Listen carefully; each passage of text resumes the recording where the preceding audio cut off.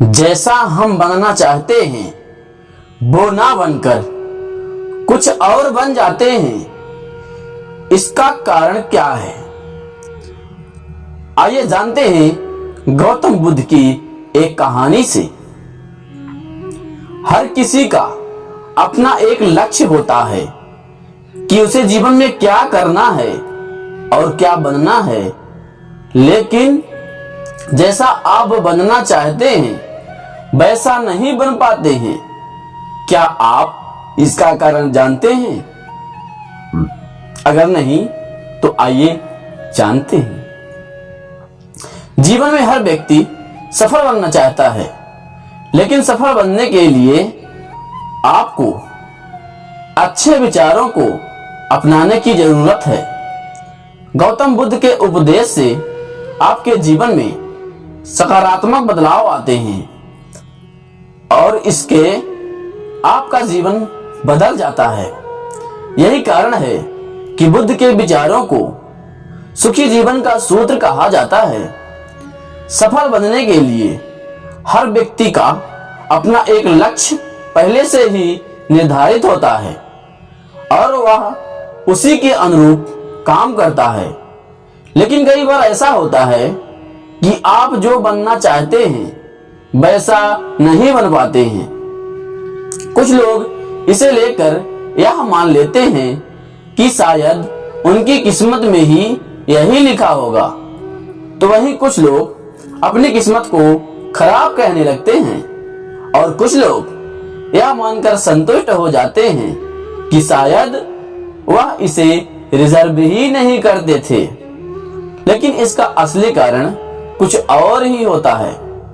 गौतम बुद्ध की इस कहानी से जानते हैं इसका कारण। एक बार गौतम बुद्ध को एक सभा में उपदेश देना था। सभा में करीब 100 से ज्यादा लोग उपस्थित थे और उनका इंतजार कर रहे थे। गौतम बुद्ध आए, लेकिन बिना कुछ कहे ही वहां से चले गए। बुद्ध का ऐसा व्यवहार देखकर सभी हैरान रह गए, लेकिन किसी ने उनसे कुछ नहीं कहा।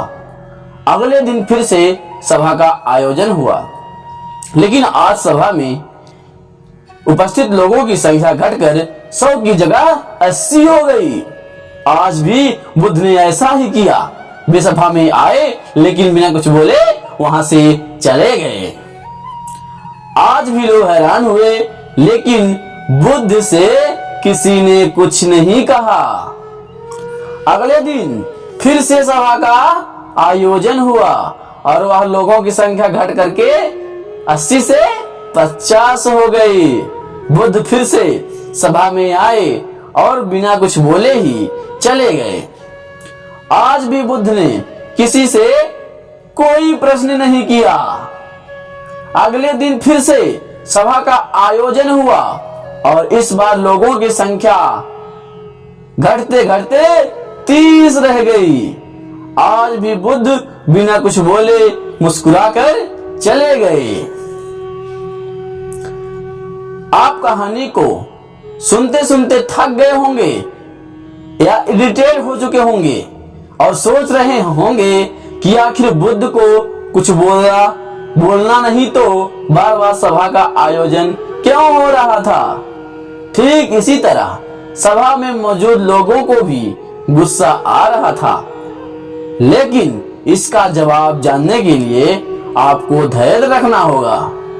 अगले दिन फिर से सभा का आयोजन हुआ और आज सभा में केवल 15 लोग ही उपस्थित रहे, लेकिन आज गौतम बुद्ध ने अपना स्थान ग्रहण कर लिया और उपदेश देने के लिए बैठ गए। बुद्ध ने जिन 15 लोगों को उपदेश दिए वे उनके भिक्षु बन गए और लोगों को आगे चलकर बुद्ध के ज्ञान को अलग अलग दिशाओं में फैलाया। एक बार इन लोगों ने बुद्ध से प्रश्न किया कि आप सभा का आयोजन होने के बावजूद भी आप क्यों कई दिनों तक बिना बोले ही चले जाते थे।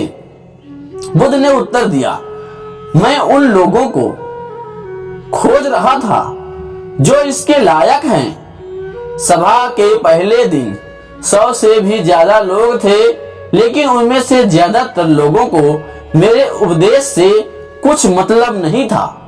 इसके बाद जो लोग अगले दिन आए, उन्हें भी मेरे उपदेश से कोई मतलब नहीं था। वो तो केवल इसलिए आए थे क्योंकि वो देखना चाहते थे कि आखिर सभा में क्या होता है। लेकिन मुझे ऐसे लोग की तलाश थी जो मेरे ज्ञान को जन जन तक पहुंचाएं। मैं कई दिनों से इसलिए बिना बोले चला गया क्योंकि मैं यह देखना चाहता था कि आखिर वो कौन लोग हैं जो सच में मेरे उपदेश को सुनना चाहते हैं और जिन्हें वास्तव में एक जान पाने की प्यासी थी। ऐसे लोग ही रोज आए। गौतम बुद्ध कहते हैं कि जिनके भीतर धैर्य था उन्हें मुक्ति का मार्ग मिला, और जो लोग जल्दीबाजी में थे आज घर पर बैठे हुए हैं।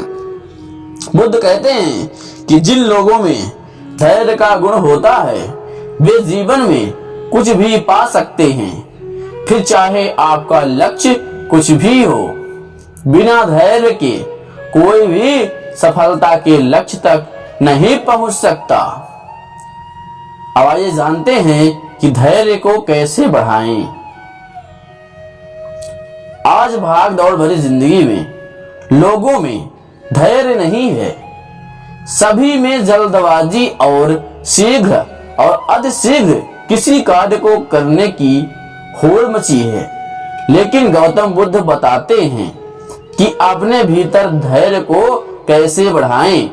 बुद्ध कहते हैं कि निरंतर अभ्यास से हम अपने भीतर के धैर्य को बढ़ा सकते हैं। यानी आप जो भी बनना चाहते हैं उसके लिए धैर्य की आवश्यकता है। अगर ये कहानी आपको कैसी लगी है कमेंट में जरूर बताइएगा, और ऐसे ही वीडियोस के लिए शेयर कीजिएगा। और अगर यूट्यूब पर देख रहे हो तो चैनल को सब्सक्राइब कीजिएगा। फेसबुक पर देख रहे हैं तो फॉलो जरूर कीजिएगा। धन्यवाद।